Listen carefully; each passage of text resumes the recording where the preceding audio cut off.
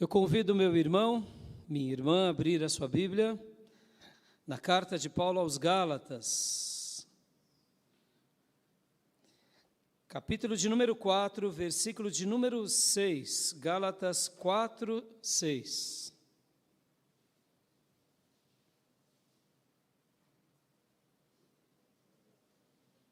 Gálatas 4, 6.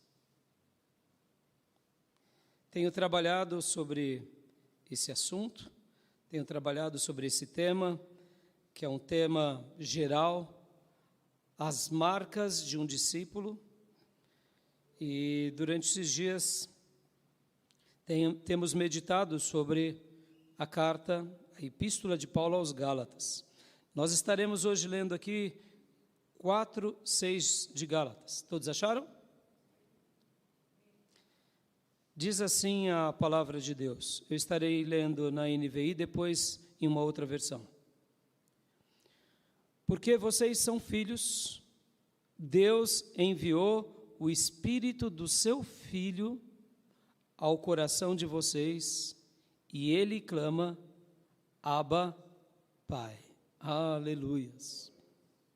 Vou ler novamente na NVI. Porque vocês são filhos, Deus enviou o Espírito do seu Filho ao coração de vocês, e Ele clama, Abba, Pai. E agora eu quero ler na versão interlinear, que diz assim: E, porque vós sois filhos, enviou Deus ao nosso coração o Espírito do seu Filho, que clama, Abba, Pai. Vamos orar. Senhor, fala ao nosso coração, meu Deus, e nos abençoa, Pai. Nos abençoa nesse momento tão importante que estaremos mergulhando na Tua Palavra. Venha, ó doce, bondoso e santo Espírito de Deus, fala aos nossos corações e nos abençoa nessa manhã. Abençoa cada alma que está aqui, cada alma que será ministrada, e fala ao profundo dos nossos corações. Usa a minha vida como instrumento do teu amor e abençoa, Pai, o teu povo, a tua igreja, a nossa cidade, ó Deus, o nosso país, em nome de Jesus. Amém. Amém, meus irmãos? Algumas versões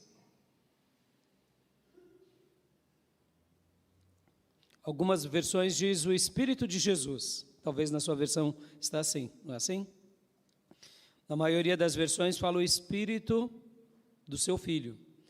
Hoje nós vamos trabalhar aqui sobre o título A Graça de Deus. A Graça de Deus. Mas eu quero olhar para a graça de Deus na perspectiva da promessa, ou seja, a grande promessa de Deus, que é a sua graça. O título, então, é A Graça de Deus. Esse versículo que a gente acabou de ler aqui, ele é riquíssimo. E, aliás, a carta aos Gálatas é uma carta muito rica, irmãos. Cada versículo de Paulo é muito profundo, é cheio de significado. Então, hoje a gente vai estar trabalhando aqui, em especial no capítulo 4, a gente vai tentar aqui passar para vocês aquilo que Deus pôs no meu coração, mas hoje eu quero que você se atente a isso, a essas frases. O Espírito de Jesus, ou o Espírito, no caso, como nós lemos, do seu Filho. Que Espírito é esse? É o Espírito Santo de Deus, que estava sobre Jesus. Então, o Espírito de Jesus habitar em nossos corações e clamar. E o que ele clama, como nós vemos? Abba, Pai. Acabamos há pouco de fazer uma oração, depois fizemos outra oração, e assim fomos orando e terminamos num clamor, numa oração chamada oração de guerra. Não é que exista oração de guerra e oração que não é de guerra, mas foi uma oração de batalha, onde eu citei aqui na oração com vocês o quê? O texto de Marcos, que em meu nome, disse Jesus, expulsaríamos demônios. Então, quando um cristão, ele ora, e ele diz, arreta-te, Satanás, vá embora, demônios, em nome de Jesus, cai por terra todo o mal. Amém, meus irmãos? Ou seja, essa não é uma oração simplesmente de súplica, é uma oração de batalha, de confronto, né? Por quê? Porque tem vezes que a gente precisa orar assim. Então, hoje eu quero trabalhar sobre esse versículo e esse capítulo, e eu quero poder aqui falar com vocês sobre isso, porque, olha só que interessante, irmãos, dando uma breve síntese desse versículo. O Filho de Deus verdadeiro, ele tem sobre ele uma promessa. Qual é essa promessa? É o próprio Espírito Santo de Deus vindo habitar dentro do coração dele ou dela. E esse filho, que agora é filho de Deus, tem um desejo. Por quê? Porque esse Espírito, que é o Espírito Santo de Deus e não é outro, e aqui deixa eu abrir um parênteses, não há outro Espírito que possa ser derramado sobre nós, ou habitar em nós. Qualquer espírito que não seja o Espírito Santo de Deus é um intruso, e a gente tem que mandar embora. Amém, meus irmãos? Você é um ser espiritual, e o único Espírito que pode habitar dentro de você e de mim é o Espírito Santo, e mais nenhum. Amém? Guarde isso é importantíssimo, essa ideia de que até mesmo anjos, o anjo ele tem que falar conosco, mas a gente não tem que incorporar anjo. Anjo a gente não incorpora. Essas ideias, porque o anjo, ele é um mensageiro de Deus. E ele pode trazer mensagens, pode trazer bênçãos. Mas essa ideia de incorporar espíritos, ideia de incorporar anjos, e até mesmo o anjo ser adorado, não. Anjo é anjo. Alguns servos de Deus que, ao ter experiência com anjos, por ser uma coisa muito extraordinária, foram se prostrar a eles, o anjo disse, levante-se, porque nós devemos adorar somente a Deus, amém? Mas voltando à ideia, o único Espírito que pode habitar dentro de nós é o Espírito Santo de Deus, e guarde isso. Quer conhecer um verdadeiro Filho de Deus? O verdadeiro Filho de Deus, ele transborda o Espírito que habita nele. Porque nós somos transformados por Deus, e se de fato o meu coração é inteiro de Deus, e o Espírito Santo agora habita em mim, logo o meu caráter será moldado pelo Espírito Santo de Deus, e o meu comportamento transbordará o que é do Espírito Santo de Deus. Por isso que o fruto é muito importante. Porque se uma pessoa diz que tem a Deus e tem o Espírito Santo, mas o caráter dele está sendo moldado como os ímpios, ou o fruto é só de carne, ou só coisas antibíblicas, essa pessoa está sendo nutrida por um outro espírito que não é o Espírito Santo de Deus. Estão entendendo, meus irmãos? Isso é muito sério. Porque aqui o texto que a gente acabou de ler, vamos ler novamente, olha só. E, porque vocês são filhos, Deus enviou o Espírito do seu Filho ao coração de vocês. Amém? Você é filho de Deus? Então você tem o Espírito Santo de Deus dentro do seu coração. Amém, meus irmãos? Você crê nisso? Você crê mesmo?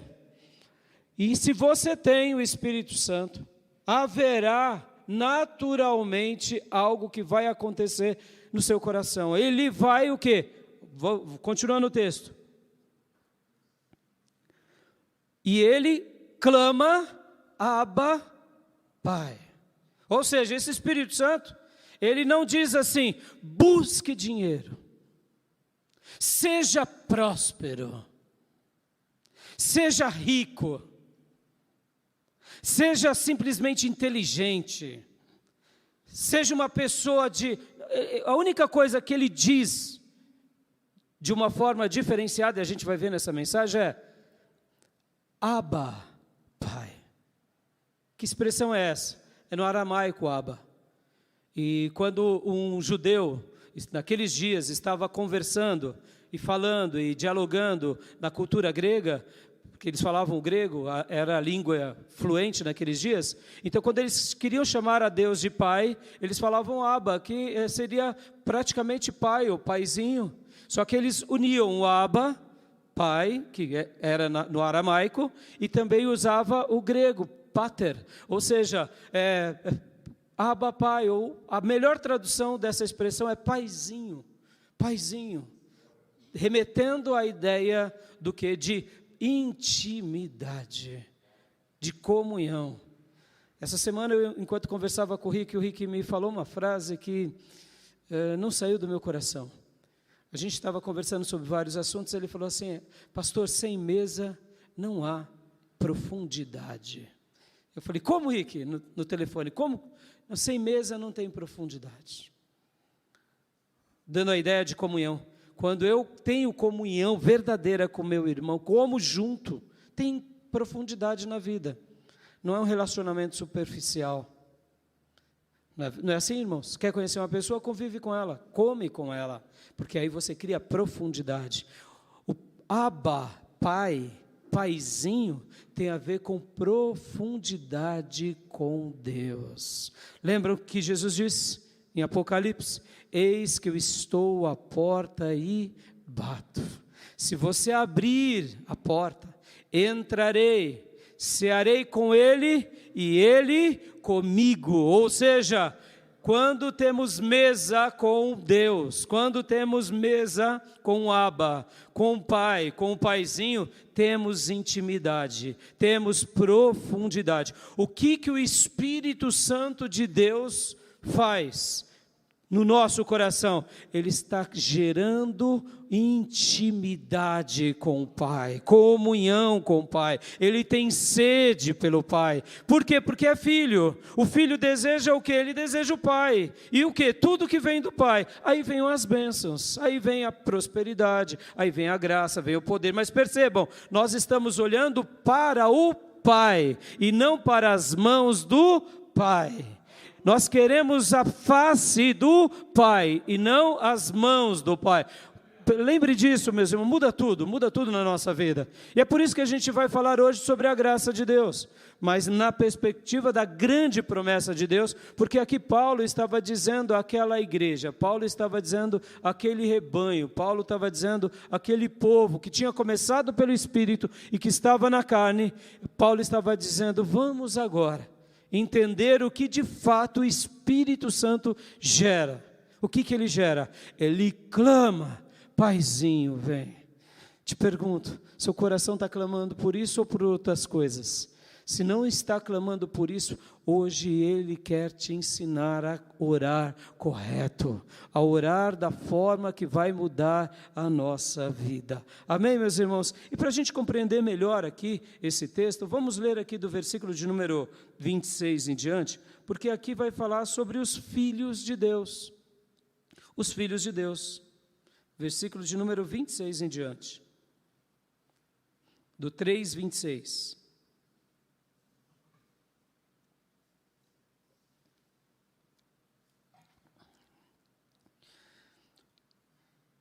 Todos vocês são filhos de Deus, mediante a fé em Jesus Cristo.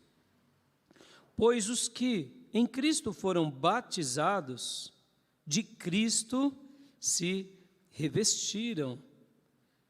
Não há judeu, nem grego, escravo, nem livre, homem, nem mulher, pois todos são um em Cristo Jesus.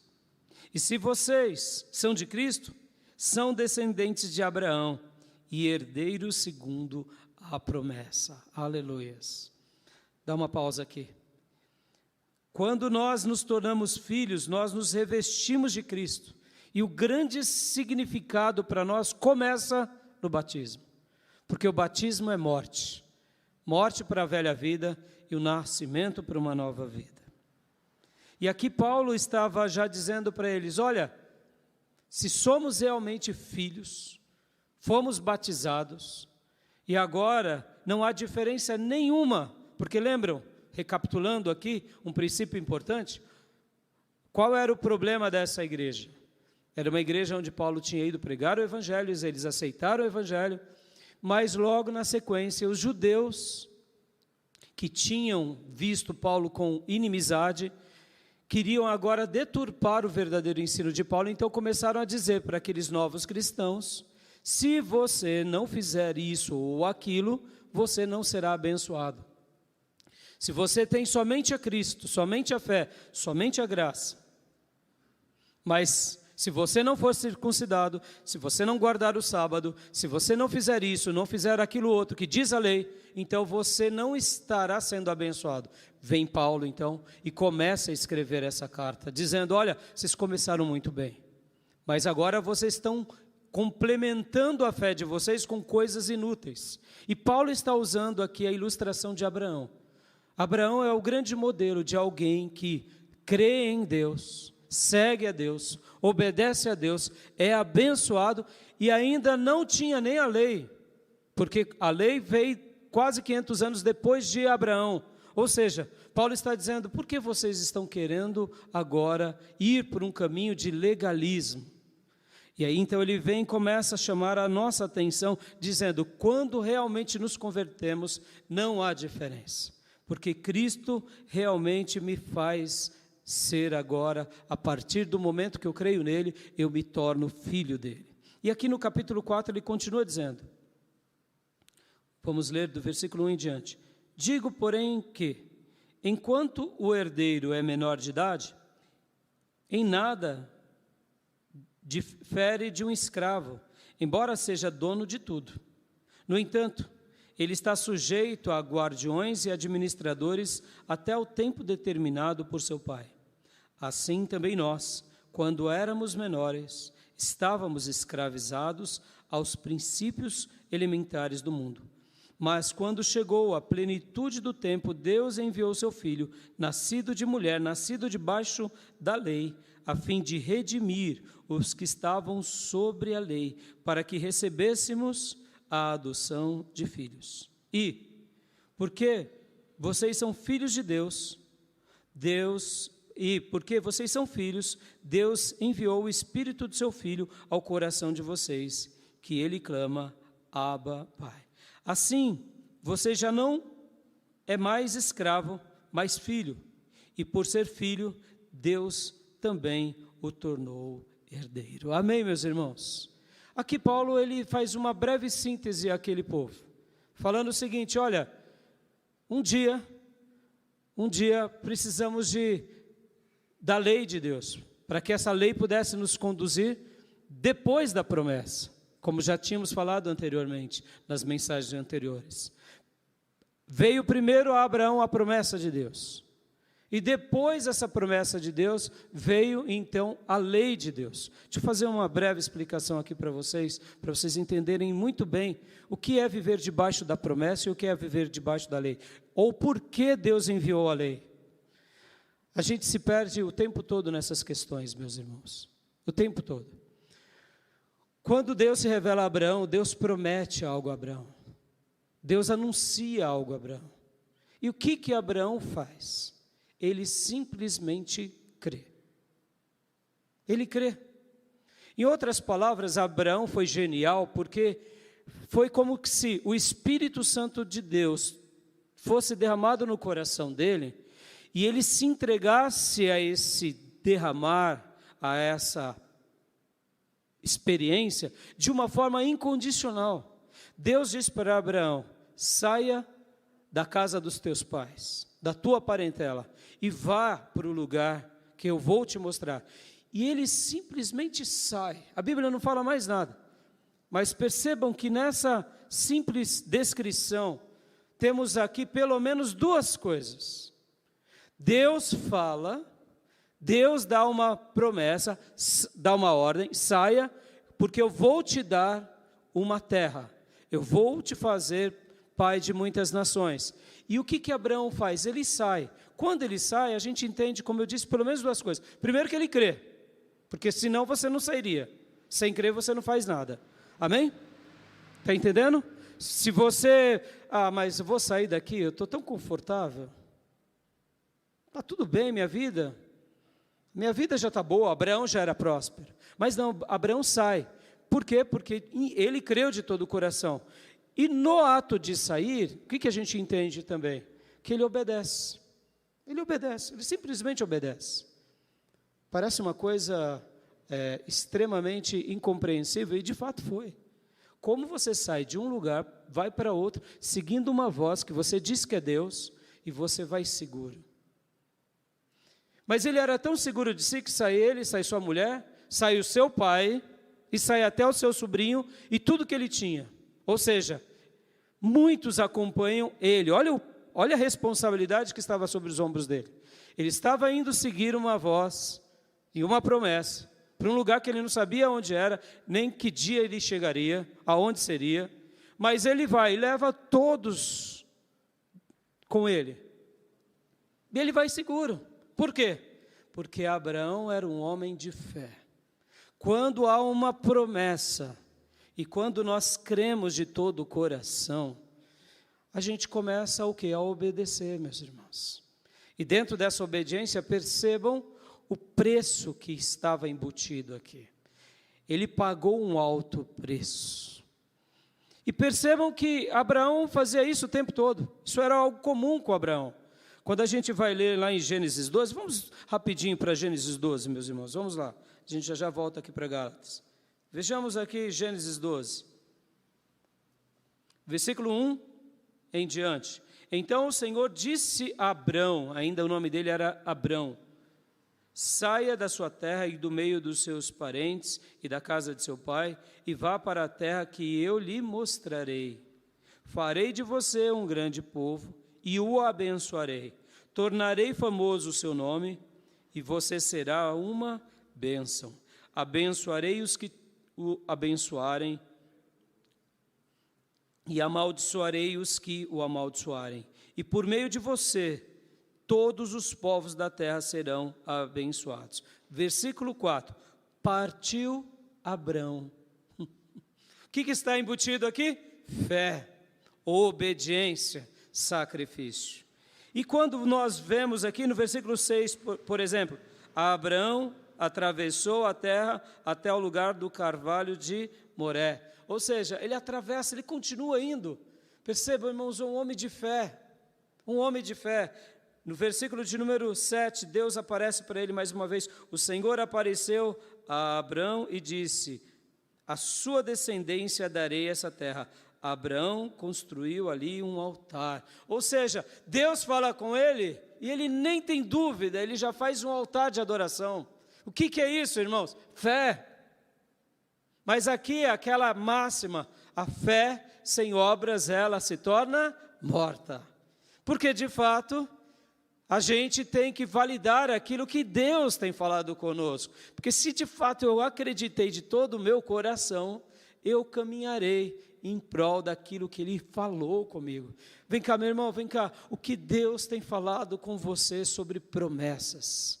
O que Deus tem te prometido? O que você tem lido e Deus tem realmente te dado como palavras dEle a você?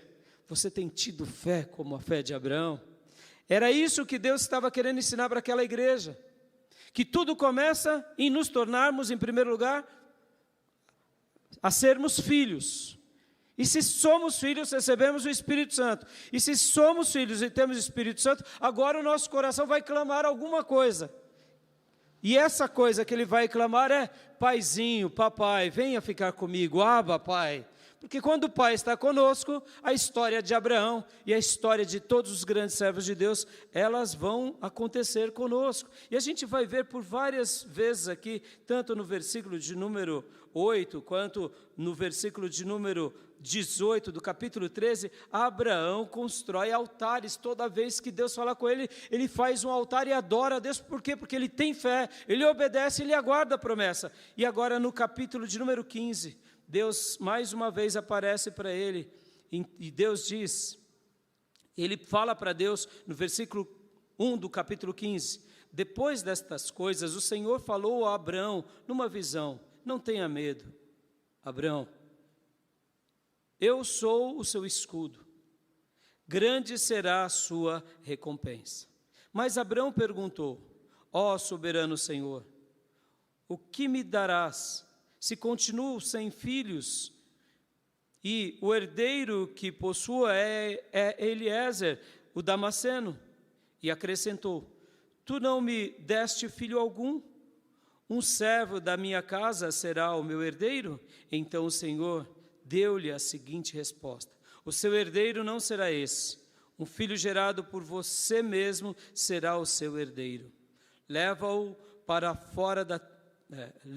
para fora da tenda, disse-lhe: olhe para o céu e conte as estrelas, se é que pode contá-las. E prosseguiu: assim será a sua descendência.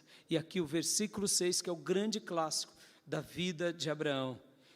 Abraão creu no Senhor e isso lhe foi creditado, imputado como justiça. Aleluias! Aqui, Abraão, mais uma vez, fez aquilo que a gente já tinha visto desde os dias que ele saiu de Ur dos Caldeus. Ele creu, mas mais uma vez, enquanto ele falava com Deus, enquanto ele tinha ali os seus momentos de intimidade, lembra? Quando temos mesa, temos profundidade. Você tem tido mesa com Deus? Você tem tido mesa com Deus? Mesa com Deus, comendo a comida de Deus. Mesa com Deus, orando, clamando a presença de Deus. Mesa com Deus, gastando tempo de jejuns e de buscas profundas. Perceba, sem mesa, sem profundidade, sem intimidade. Com mesa, profundidade. Perceba, essa igreja, voltando agora aos Gálatas, para a gente ir aos pontos. Essa igreja aqui, ela tinha começado muito bem, mas agora chegaram alguns perturbadores, tentando tirá-los do caminho. Qual é o grande caminho de Deus para a nossa vida toda? Primeiro lugar, jamais nos esquecermos que somos filhos de Deus. Somos filhos. Será que nós nos esquecemos disso? De todo o coração? Muitas vezes eu ouso e afirmo, muitos irmãos que vivem na igreja se esquecem disso. Se esquecem, porque estão tão interessados por tantas coisas que se esqueceram que são filhos de Deus. Meu irmão, nós não somos mais escravos, nem criaturas. Deus nos tornou filhos. Filhos. Sabe o que é isso? Não merecíamos isso. Mas Deus nos escolheu para sermos seus filhos. E Ele ser o nosso Abba Pai, o nosso paizinho. Isso é maravilhoso. E por que eu estou dizendo que muitos se esqueceram disso? Porque vivem buscando tantas coisas para se tornar alguém. Perceba, a nossa sociedade, ela busca o tempo todo querendo alguma coisa para tentar descobrir algo para satisfazer. Não é assim? As pessoas precisam ter para ser. Eu preciso ter dinheiro, eu preciso ter um diploma, eu preciso ter isso, ter aquilo. Tudo isso é muito útil, tudo isso é muito importante. Eu preciso ter um nome famoso. Mas Abraão não estava preocupado com isso. Abraão se tornou filho. E ele teve fé, assumiu riscos, porque ele entendeu o significado de ser apenas filho. Enquanto falo, meu irmão, dentro do seu coração, prescrute essa verdade. Se realmente você tem degustado, se você tem se deleitado em ser filho de Deus. Porque sobre o Filho de Deus não haverá o quê? A ira de Deus. E aqui o texto continua dizendo lá em Gálatas 4:6, porque começa: e porque vocês são filhos, filhos na semelhança de quem? De Abraão. Filhos na semelhança de Abraão. Então, se vocês são filhos, agora preste muita atenção o que acontece sobre a vida de um filho. Guarde isso, irmãos. O desejo de Deus é nos tornar filhos legítimos, filhos e filhas. Então você não precisa querer tanta coisa na sua vida. Você é filho, você tem Deus como seu pai. você foi achado. Mesmo como gentios, fomos enxertados nele. Somos filhos. Ou seja, a nossa alma está segura. A gente não morrerá eternamente. Por quê? Porque agora Deus nos alcançou. Deus, por meio de Jesus, nos comprou. Deus nos livrou de toda a condenação. E sobre o Filho não repousa nenhuma condenação. Aleluias. E olha, voltando, segunda coisa. Sobre esse Filho há uma outra promessa. Qual é a promessa? O Espírito Santo habitará dentro do seu coração. Aleluias. Vou repetir. O Espírito Santo de Deus, ou seja, o próprio Deus, misteriosamente, vai passar a morar dentro do seu e do meu coração. Aleluia. Eu acho que vocês não estão entendendo. Vou repetir pela terceira vez. O Espírito Santo de Deus vai morar dentro do seu e do meu coração para sempre. Meus irmãos, maior riqueza que possa existir num homem pecador, num homem que saiu do Éden, numa mulher. Eles perderam essa comunhão com o pecado. A mesa que estava colocada, montada no Éden para Adão e Eva, perderam. Eles perderam a mesa, saíram do jardim, perderam a intimidade, mas Deus, por meio de Jesus, por meio do seu povo, por meio da sua grande revelação, principalmente em Jesus, alcançou cada um de nós, e hoje estamos aqui, porque a obra de Jesus, ela é perfeita, e essa obra que é perfeita, faz com que agora a gente volte a parte daquilo que Adão e Eva viviam, na viração do dia. O Senhor falava com Adão, falava com Eva. Vem cá, meu irmão, se você botar o seu joelho hoje no chão, Deus vai falar com você ou não, meu irmão? Deus vai falar com você ou não, minha irmã? Ou seja, hoje nós temos o Espírito Santo morando no nosso coração. Aleluias! E o que ele representa, o Espírito Santo? Ele representa o próprio Pai e o próprio Filho. Porque o Pai está no trono e o Filho está à destra do Pai. E o Espírito Santo, hoje ele está trabalhando na terra e principalmente nos nossos corações. Meus irmãos, isso é maravilhoso. E por que eu estou falando isso? Aqui, aquela igreja, começou muito bem crendo nessas verdades, mas agora eles já estavam se esquecendo de ser filhos. Eles estavam se esquecendo da doçura que é ter o Espírito Santo dentro do coração deles. E eles precisavam agora o quê? Eles precisavam fazer alguns ritos legais. Eles precisavam guardar os sábados, fazer alguns sacrifícios. E esse é o ponto. Mas agora, presta bastante atenção nessa expressão que a gente vai ler agora, mais uma vez. O Espírito Santo aqui no 4:6 faz o quê? No nosso coração, ele clama. Não é isso que está aí na sua Bíblia? Esse texto é maravilhoso, meus irmãos. Ele clama. No grego, essa expressão ela é muito curiosa. No grego, essa expressão ela é assim, é craso, uma palavra craso. Sabe quando tem um grito de corvo? Um grito de corvo? Não é um grito muito intenso, quando você está assistindo um filme, e você vê aquele grito alto, né? Um granido. Seria mais ou menos parecido com as nossas maritacas. Só que as nossas maritacas ainda é mais baixo. Mas já viram pela manhã ou pelo final do dia, quando as maritacas estão voando, cantando, fica aquela coisa meia confusa, meia bonita, meia, né, é um grito de um pássaro. Percebam, o Espírito Santo, ele clama, ele grita, ele não simplesmente, Paulo também vai dizer o seguinte, que ele geme com gemidos inexprimíveis, ou seja, ele intercede com gemidos, mas olha só a expressão. Há pouco antes de iniciarmos a mensagem, fizemos várias orações, mas a última delas foi uma oração diferente, não foi? Muitas vezes nós dizemos assim, meus irmãos, vamos fazer um clamor? E a gente ora, não é assim? Não, clamor não é isso. Clamor é aquele grito.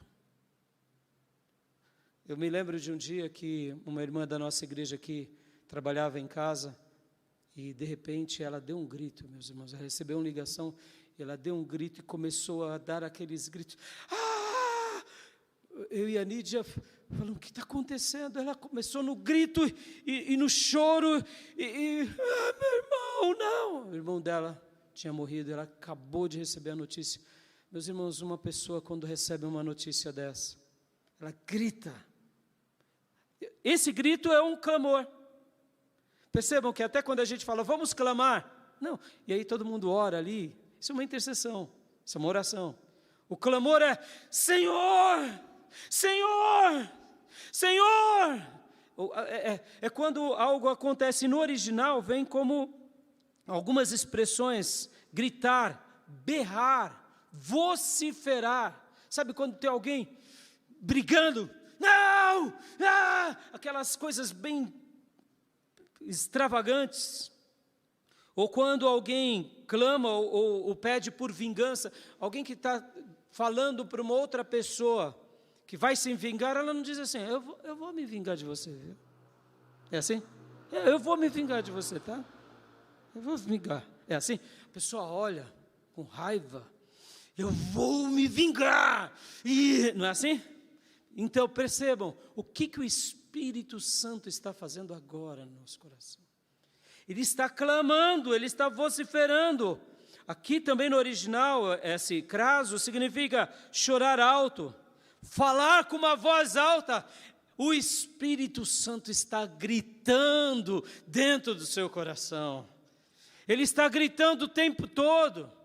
Perceba, essa igreja aqui parou de entender os gritos do Espírito. E é isso que eu quero que você entenda, que esse é o ponto alto da mensagem. O que o Espírito Santo está clamando, gritando quando você acorda?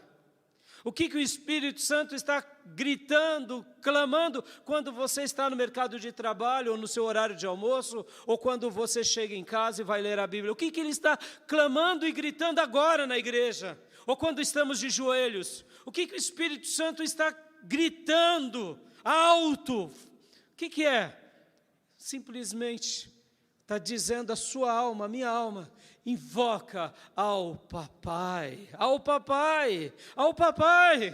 Ah, papai, é isso que ele pede, é isso que ele sussurra, que ele grita, que ele implora, para que a gente entenda, porque quando a gente entende o papai, que o papai quer se revelar para nós, que o papai quer estar conosco, a gente é liberto do quê? A gente é liberto de toda religião fútil, tola, a gente é liberto da gente mesmo, a gente é liberto de toda crendice que a gente coloca diante de nós, porque viver debaixo da promessa é entender a graça. Que graça? Essa graça de Deus que nos atinge, que nos faz ser filhos. E quando eu estou nessa graça de todo o coração, eu começo a ouvir o quê? O grito do Espírito dentro do meu coração. E esse grito do Espírito não pede para a gente conquistar as coisas, para a gente ser alguém. Ele pede o seguinte: papai, vem ficar comigo, papai, vem habitar comigo, papai, vem estar comigo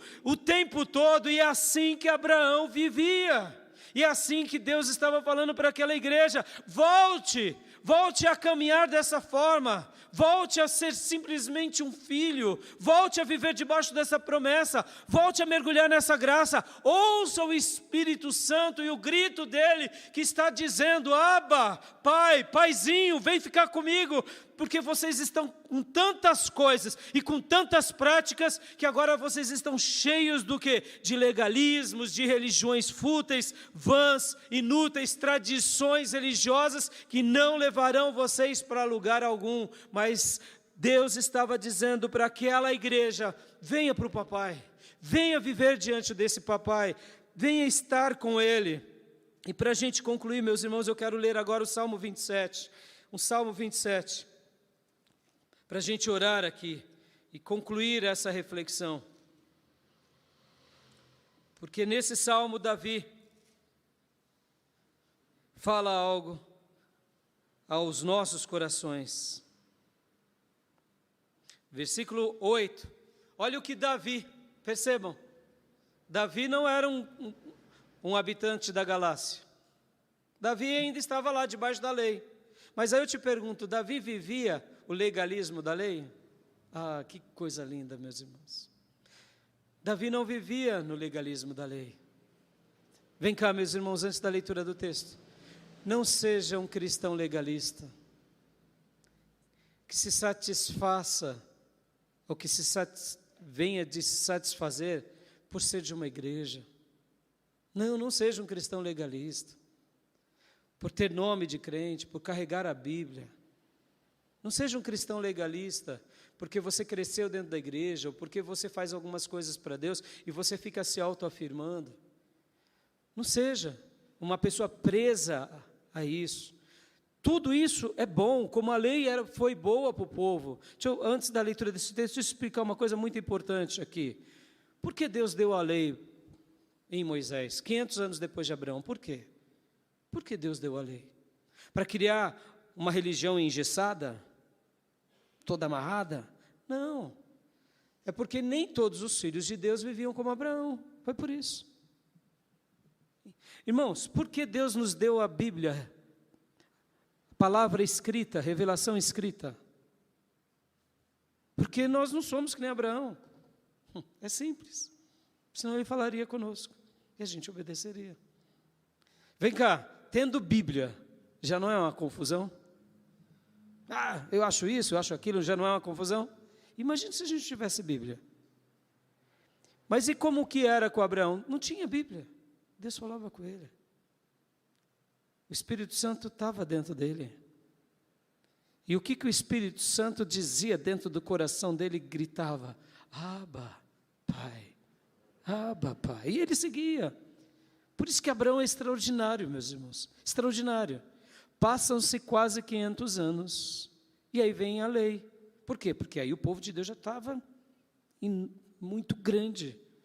Conduzir uma pessoa, uma família é uma coisa.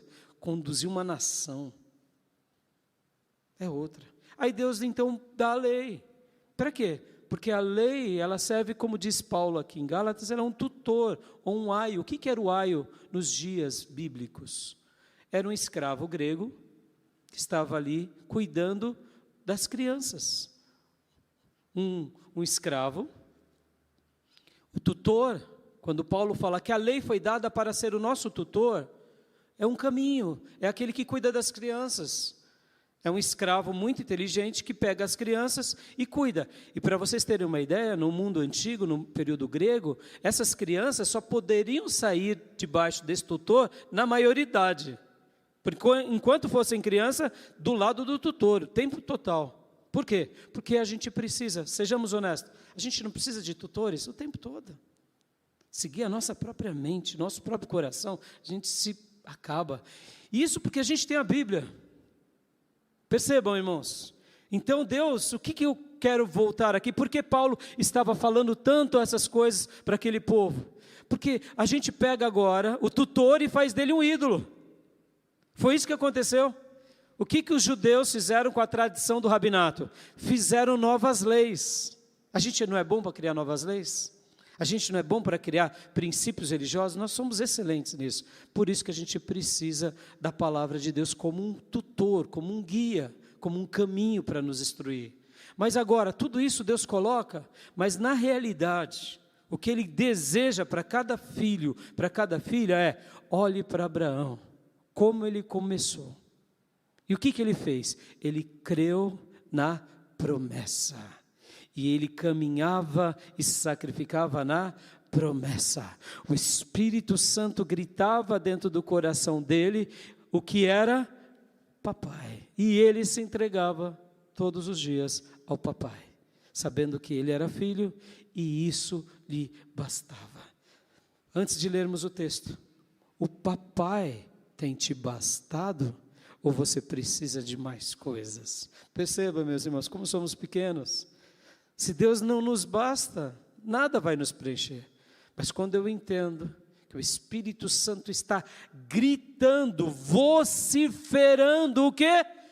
Abba, Pai, papai, eu estou feliz. Por quê? Porque eu vou entender isso. Nos momentos bons eu estarei sendo orientado por Deus. Nos momentos de crise eu estarei buscando a Deus. E o papai, por meio da sua palavra, por meio dos seus tutores, me conduzirão e eu glorificarei a Ele. Por quê? Porque eu não estou debaixo da lei, eu não estou me tornando um legalista, mas eu estou vivendo essa graça. Ou seja, eu compreendo que Jesus é o meu tudo e que Jesus já fez tudo por mim, Ele me basta e o que eu tenho com Ele já é o meu tudo. Amém, meus irmãos? E aqui Davi, para a gente terminar, olha só o que Davi diz nessa poesia linda, do versículo 7. Ou melhor, no versículo 8. A teu respeito diz o meu coração, busque a minha face. Aí ele responde, a tua face, Senhor, buscarei. Perceba, Davi está vivendo 1000 anos antes de Paulo. 1000 anos depois de Abraão, mas é o mesmo Espírito, trabalhando aonde? No coração do Filho. Perceba, meu irmão, se o seu coração não ouve os gritos do Espírito, e se o Espírito Santo tem falado e você não tem obedecido e se sacrificado, é porque você já desviou, a carne está prevalecendo. Porque se você é filho e o Espírito Santo grita, e o Espírito Santo intercede, e você simplesmente se coloca à mercê dele, você está seguindo os passos de Abraão, você está seguindo os passos de Paulo, você está seguindo os passos de Davi, porque aqui Davi está dizendo que a teu respeito diz o meu coração. Eu poderia dizer aqui que o coração dele gritava, busque a Deus, busque a Deus. O que o teu coração tem gritado? É por isso que Jesus disse, que ali onde estivesse o seu tesouro, ali estaria o seu coração. Quem é o tesouro da tua vida, meu irmão? Talvez seja tua esposa, o grande tesouro da tua vida. Talvez seja o teu marido, o grande tesouro da tua vida. Talvez sejam os seus filhos. Meu irmão, o teu tesouro tem que ser Jesus Cristo. O teu tesouro tem que ser o papai. O teu tesouro tem que ser o Espírito Santo de Deus, sobre tudo e sobre todos. E aí sim as demais coisas vos serão acrescentadas. Amém, meus irmãos? Guardem isso. Quando somos filhos, o Espírito de Jesus, o Espírito do Filho de Deus vem sobre nós.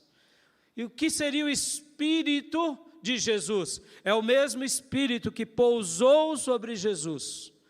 Agora pousará sobre nós. E é por isso que nós ouviremos o Espírito clamando, papai. Que por meio dessa mensagem, Deus continue colocando uma mesa diante de nós. Porque quando temos mesa com o papai, temos profundidade. E quanto mais profundidade, mais a gente segue esse pai da fé. E a gente é liberto de todo legalismo. Amém, meus irmãos? Vamos orar agora. Vamos orar, vamos pedir, porque eu quero fazer esse desafio aqui com você. Eu quero fazer esse desafio. Você tem ouvido o Espírito Santo gritar? Ou o Espírito Santo já não fala mais? Porque de fato você ignora ele. Então hoje diga no seu coração, Espírito Santo grite. Espírito Santo interceda. Espírito Santo me toca. Espírito Santo me muda. Muda a minha vida, me faça entender o grande projeto de Deus que é Jesus. Espírito Santo, coloca esse sentimento no meu coração, como foi o coração de Paulo, como foi o coração de Abraão, como foi o coração de Davi, que a teu respeito diz o meu coração, busque a minha face. Peça isso para Deus. Essa é uma das orações que Deus mais vai se alegrar. Por quê? Porque quando a gente pede, Deus me ajuda a te buscar, me ajuda a te amar, me ajuda a te servir, me ajuda, meus irmãos, com certeza a gente vai fazer o que Davi disse para Deus, a tua face, Senhor, eu buscarei. E aí, meus irmãos, a vida vai mudar, em todos os gêneros. E se você já tem vivido com uma mesa do Pai, diante de você, olha, meu irmão, eu te digo, continue nutrindo, continue clamando, continue, que Deus colocará mais manjares para a sua vida, em nome de Jesus. Então agora vai orando por você, vai clamando, porque em primeiro lugar Deus quer te fazer ser um filho, uma filha, e Deus quer derramar o Espírito Santo dele sobre você. Não para que você tenha dons e talentos para se sentir melhor do que outros, mas para que você possa entender aquilo que Abraão entendia, que é um coração que tem sede de Deus, que deseja Deus, um coração que grita pelo Paizinho. Comece a orar agora, meu irmão, comece a orar, e a você que tem desejado tantas coisas, que não tem sido Deus, hoje eu te digo, sem medo de errar, você está a um passo de experimentar a coisa mais importante da sua vida, que é realmente clamar por Deus, entregar-se a Jesus, confiar em Jesus e render-se a Ele de todo o seu coração. Quando você fizer isso, eu não tenho dúvida que você começará a desfrutar desse banquete diante de Deus. Um banquete, porque essa é a vontade de Deus, que a gente viva desfrutando da presença dEle o tempo todo. Onde quer que você esteja, vai orando agora, vai clamando. Se você tem sentido a presença do Espírito Santo te conduzir, então ore dizendo, Senhor, eu quero mais da Tua presença, eu quero entender mais ainda o toque do Teu Santo Espírito, eu quero te compreender melhor, eu quero dar espaço, eu quero me entregar, eu quero me render, como fizeram os Teus servos no passado, como foi Abraão, como foi Davi, como foi Paulo. Eu quero me colocar à Tua disposição, porque, meu irmão, Deus tem o melhor para a tua vida, Deus tem o melhor para a tua vida. Não continue correndo atrás do vento, buscando coisas, se ocupando com aquilo que não pode preencher a tua alma. Preencha-se com Deus, preencha-se com Jesus, preencha-se com o Pai, preencha-se com o Espírito Santo de Deus. Clame a Ele agora, onde quer que você esteja, e peça para Ele te ajudar na sua caminhada, te livrar de coisas erradas, de pensamentos errados, de inclinações erradas. É o Senhor quem vai te dar vitória. Confia nele, creia nele. E eu quero orar por todos nós. Pai, obrigado, Senhor, por esse texto aqui de Gálatas, Senhor. Obrigado pela Tua palavra, Pai. Ajuda-nos, Senhor, a viver como Paulo, a viver como Davi, a viver como Abraão, que tinham o Teu Santo Espírito no seu coração, e que ouviam a doce voz do Espírito Santo, e se entregava a essa doce voz, e vivia diante da Tua palavra, crendo de todo o coração, obedecendo, se sacrificando. Pai, eu te peço, meu Deus, põe a Tua mão nos nossos corações. Meu Pai, esse irmão que ora agora por si, ora por ele, pedindo a Tua ajuda, pedindo o Teu socorro, pedindo que o Senhor transforme a alma, o coração dele e dela. Eu te peço, meu Deus, em nome de Jesus, vai trabalhando nessa vida, Senhor, vai trabalhando nessa alma. Deus, eu te suplico, papai, contempla a oração do meu irmão, contempla a oração da minha irmã, contempla a oração dessa alma que tem tido tanta dificuldade de te entender, de te compreender, de te obedecer, de realmente ter uma vida religiosa, eu diria, profunda, não pelas tradições humanas, nem pela religião estabelecida, mas essa vida debaixo da Tua graça, debaixo de desfrutar da Tua promessa. Pai, eu te peço, visita cada alma que agora ora conosco, que clama conosco. Eu te peço, meu Pai, abençoa, Senhor, e visita os meus irmãos em nome de Jesus. Faça uma obra linda e maravilhosa no coração dos meus irmãos, em nome de Jesus. Amém? Amém, meus irmãos? Guarde essa palavra no seu coração. Deus, Ele sempre terá o melhor para nós. O melhor de Deus sempre será uma vida abundante para cada um de nós. E quem vai te ajudar na caminhada é o Senhor. Quem vai te ajudar na caminhada é o Espírito Santo. Quem vai te ajudar na caminhada é Deus. Agora, guarde isso. Enquanto você não tiver essa experiência, não deixe de lutar.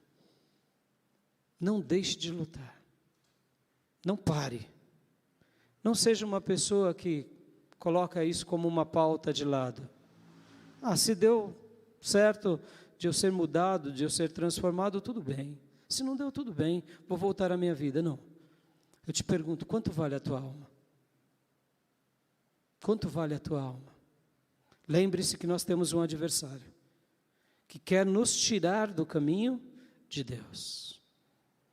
Tenha medo de perder a salvação da tua alma. Sim, porque muitas vezes essa ideia cômoda nos atrapalha. Eu estou buscando e nada está acontecendo, então isso não é para mim. Não. Eu te pergunto, você é filho?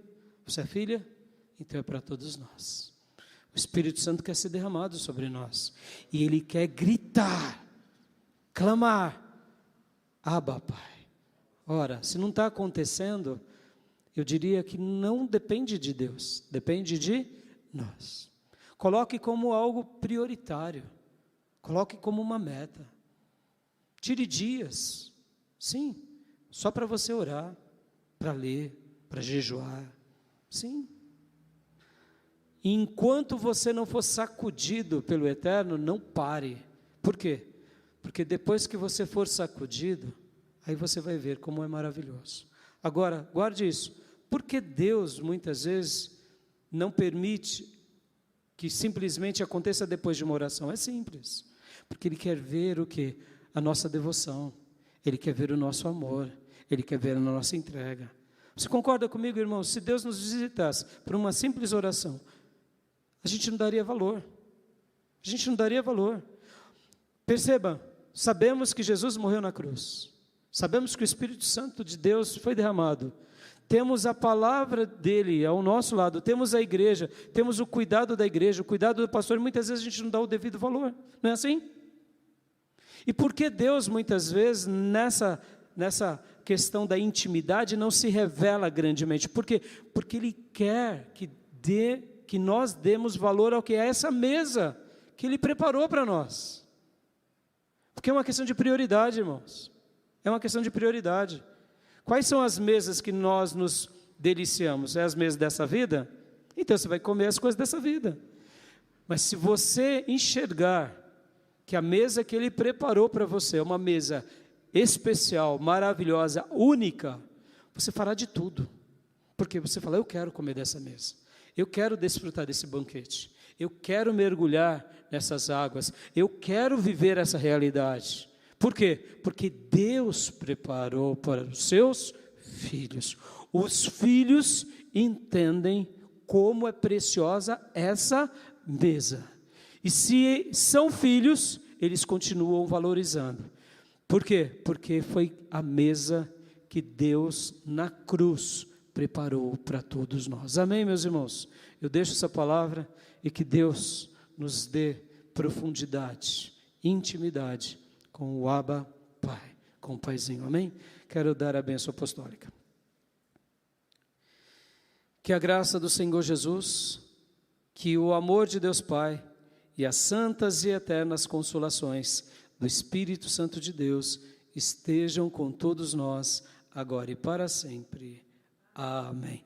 Deus te abençoe, meus irmãos. Podem se abraçar, pode aplaudir, é para o Senhor. E dê um abraço bem gostoso no irmão, na irmã. E um domingo abençoado a todos, em nome de Jesus.